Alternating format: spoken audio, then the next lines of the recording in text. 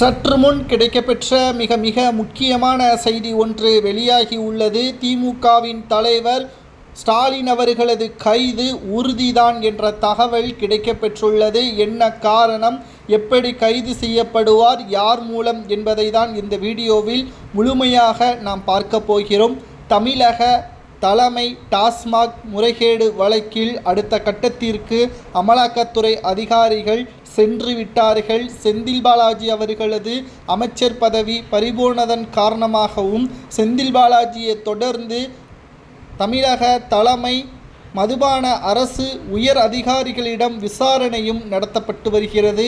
இந்த விசாரணையில் பல்வேறு தகவல்கள் செந்தில் பாலாஜிக்கு எதிராகவும் ஸ்டாலினுக்கு எதிராகவும் நிதியமைச்சர் தங்கம் தென்னரசுக்கு எதிராகவும் அமைந்திருக்கிறது.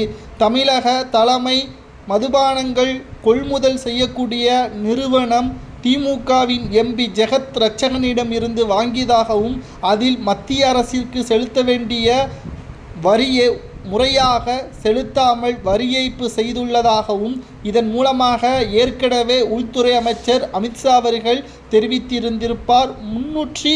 ஒட்டுமொத்தமாக 39,000 கோடிக்கு மேலாக ஊழல் நடைபெற்றிருக்கிறது.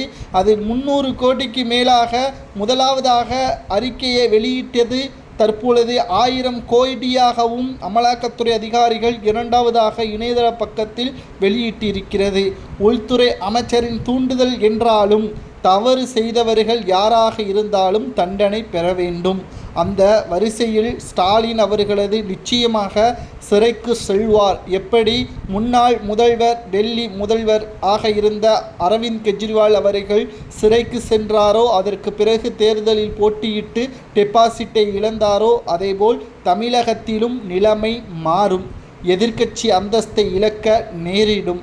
2011 சட்டமன்ற தேர்தலில் எப்படி திமுக எதிர்க்கட்சி அந்தஸ்தை இழந்ததோ, 2026 சட்டமன்ற தேர்தலிலும் அதே நிலைமைதான் என்ற தகவல் தற்பொழுது கிடைக்கப்பெற்றுள்ளது.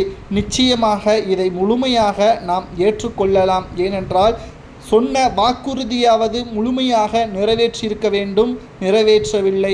ஆசிரியர்களது நியமனம், அரசு ஊழியர்களது கோரிக்கை, வேலைவாய்ப்பை பெருக்குவதாக கூறி அரசு வேலைவாய்ப்பை உறுதி செய்வதாக கூறி பல்வேறு நாடகத்தை தான் தொடர்ச்சியாக ஸ்டாலின் அரசு செயல்பட்டு கொண்டிருக்கிறது. இதை அனைத்தையும் பார்க்கும் பொழுது 2இல் 1 நிச்சயம் நடக்கும். ஒன்று சிறைக்கு செல்வார், சிறையிலிருந்து ஜாமீனில் வந்து போட்டியிட்டாலும் தோல்வியை தழுவார் என்பது சரியா? உங்களது கருத்துக்களை கூறுங்கள். மீண்டும் திமுக வெற்றி அடையலாமா அல்லது எந்த கட்சி ஆட்சி அமைக்க வேண்டும் என்பதை கூறுங்கள்.